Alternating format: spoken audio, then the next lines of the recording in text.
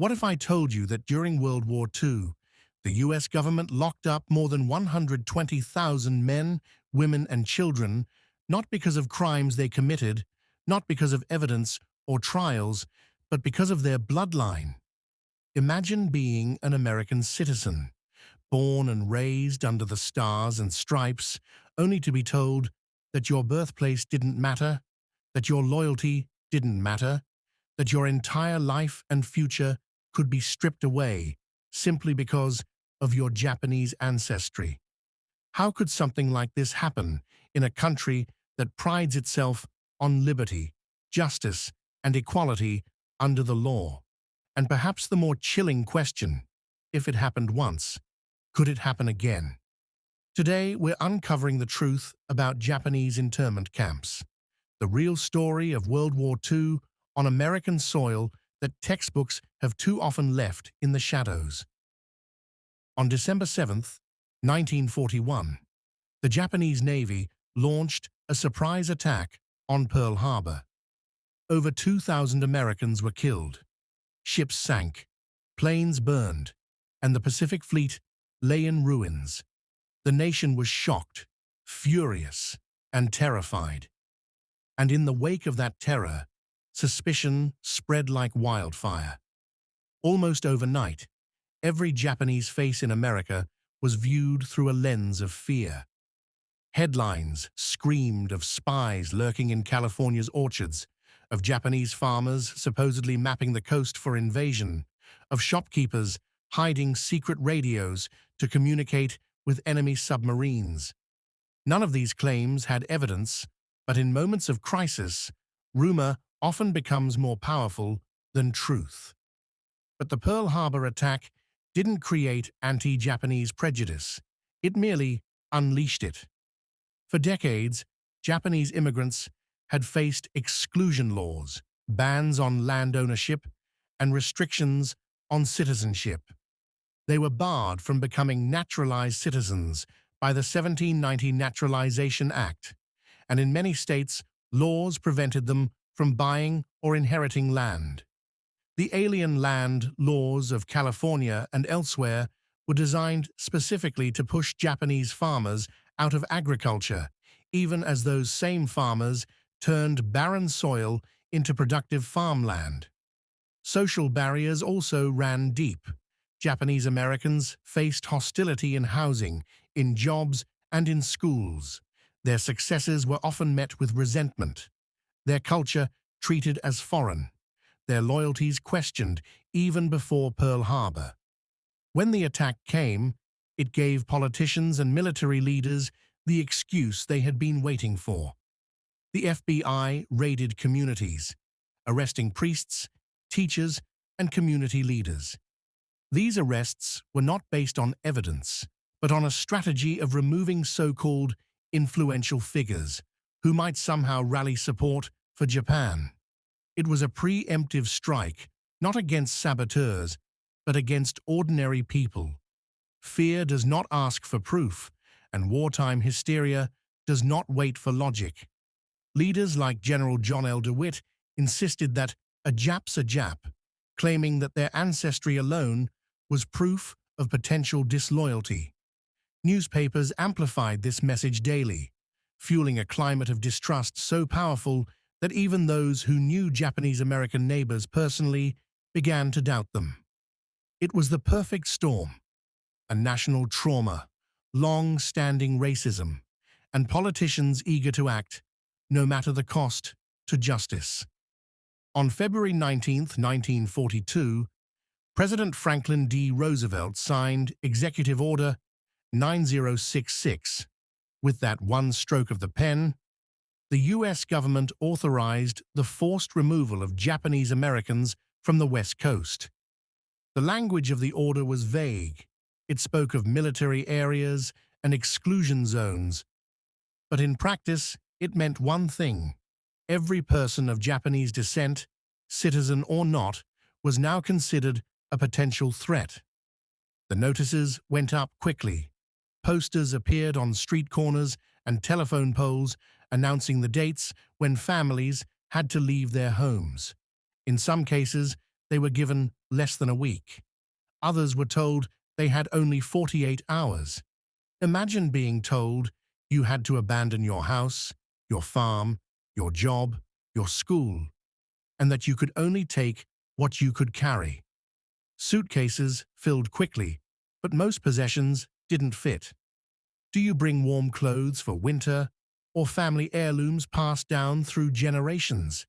Do you take food, bedding, or the tools of your trade? People described standing in their living rooms, surrounded by the objects of their lives, and realizing most of it would be gone forever. And gone it was. Properties were sold in a rush for pennies on the dollar. Some neighbors promised to watch over farms or businesses, but many took advantage. There are countless stories of families returning years later to find their land stolen, their possessions looted, their livelihoods destroyed. The forced removal was not only about relocation, it was about dispossession.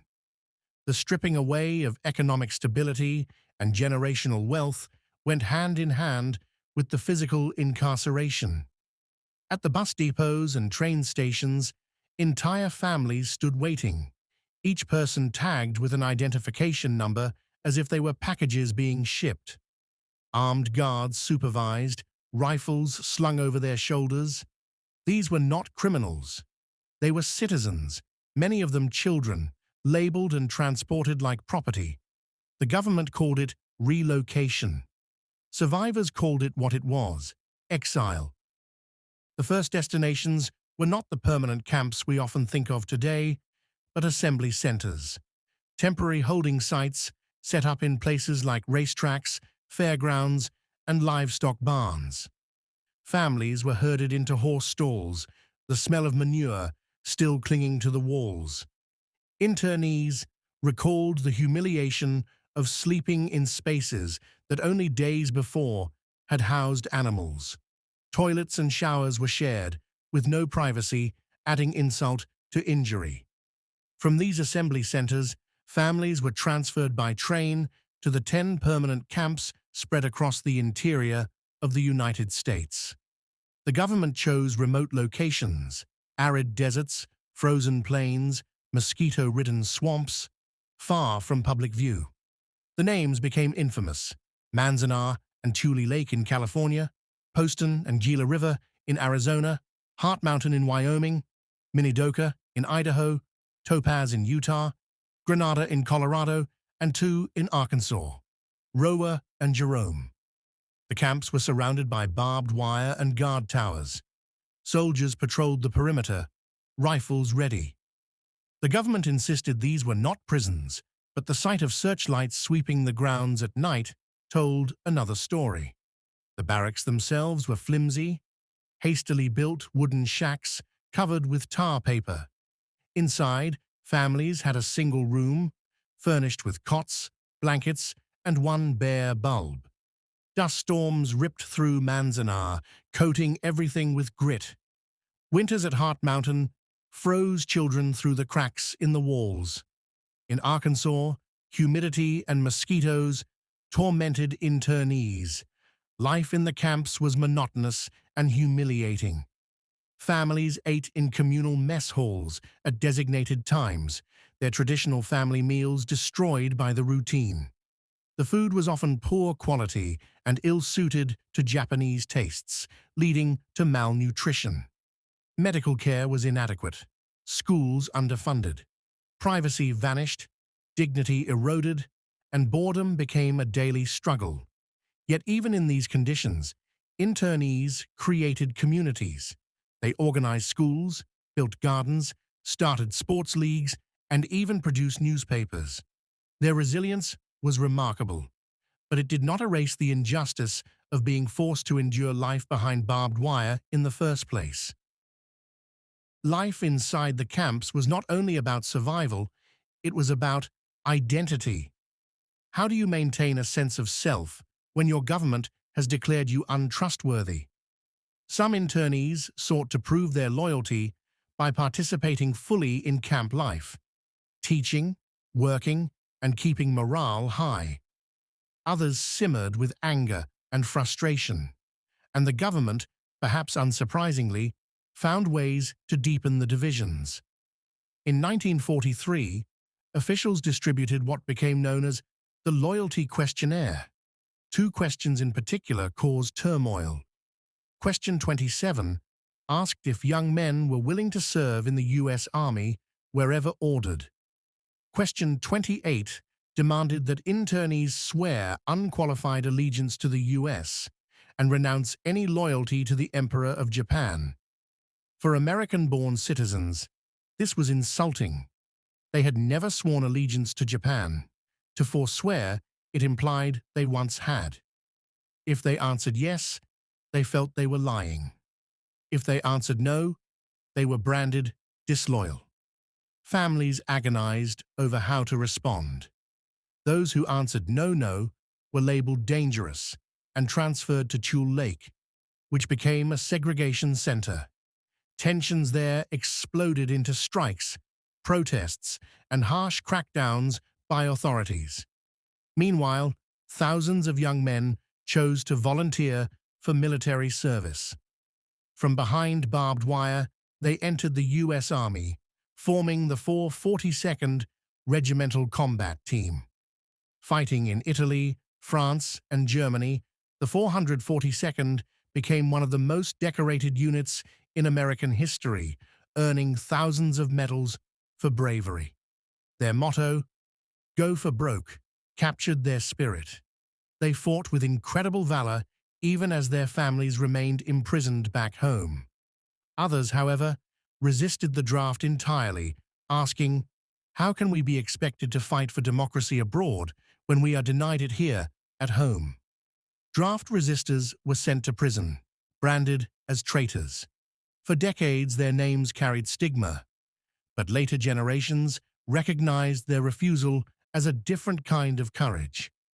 Both paths, service and resistance, were acts of strength, born of impossible choices imposed by injustice. Even as thousands endured camp life, a few individuals decided to challenge the government directly.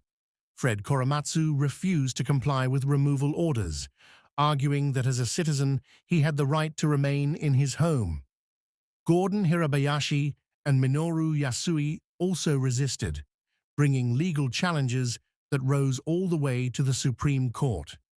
Their courage gave America a chance to prove that its Constitution still mattered, but the court failed. In 1943 and 1944, the justices ruled against them, upholding the government's actions as justified by military necessity. No evidence of sabotage or disloyalty was ever presented. The court accepted the military's word without scrutiny. Justice was abandoned in the name of war. These rulings became some of the most infamous in American legal history, standing as stark reminders of how fragile rights can be when fear takes hold. Decades later, new evidence came to light. Historians uncovered documents showing that government lawyers had deliberately suppressed intelligence reports, which concluded that Japanese Americans posed no threat at all. The entire legal justification for internment had been built on lies. In the 1980s, Korematsu's conviction was finally overturned, and the U.S. government admitted that its case had been rooted in falsehoods. But the damage had already been done. For thousands of families, justice delayed was justice denied. By 1945, with the war nearing its end, the camps began to close. Internees were released, not with restitution, but with $25 and a one-way train ticket. That was the government's idea of compensation for years of stolen freedom. Many had no homes to return to. Property had been seized. Businesses were gone. Farms sold off. Communities that once thrived on the West Coast were shattered, scattered across the country. The impact was not only economic. Families carried deep wounds. Many parents chose not to speak of their time in the camps, burying the pain in silence. Children grew up without knowing the full truth of what their parents had endured. Generations later, the silence still lingers, a testament to how trauma can echo long after barbed wire is torn down. It wasn't until 1988 that the US formally apologized. The Civil Liberties Act, signed by President Ronald Reagan, acknowledged that the internment had been driven by race prejudice, war hysteria, and a failure of political leadership. Surviving internees received $20,000 in reparations and a letter of apology. But could money ever restore what was lost? Could a check erase the years of youth wasted behind fences, the dignity stripped, the dreams shattered? Survivors often said the apology mattered more than the money. Recognition of truth, at last, was a step toward healing, but it could never undo the betrayal. The story of Japanese internment is not just a history lesson, it is a warning. It shows how quickly liberty can be sacrificed when fear rules. It shows how prejudice can be disguised as patriotism, how rights can be suspended in the name of security, and how fragile the Constitution becomes in times of crisis. It also reminds us that silence allows injustice to grow. Most Americans at the time accepted or ignored what was happening, convinced it was necessary. By the time the truth was clear, it was too late for those already behind the wire. We must ask ourselves, if it happened once, could it happen again? The answer, history suggests, is yes, unless we remain vigilant, unless we remember. That is why telling this story matters. It's not just about honoring the people who endured the camps. It's about ensuring their suffering was not in vain, about making certain the same mistake is never repeated. What did you think about today's video? Comment your thoughts and suggestions for my next video below. I'd love to hear what topics you want to see covered in this series.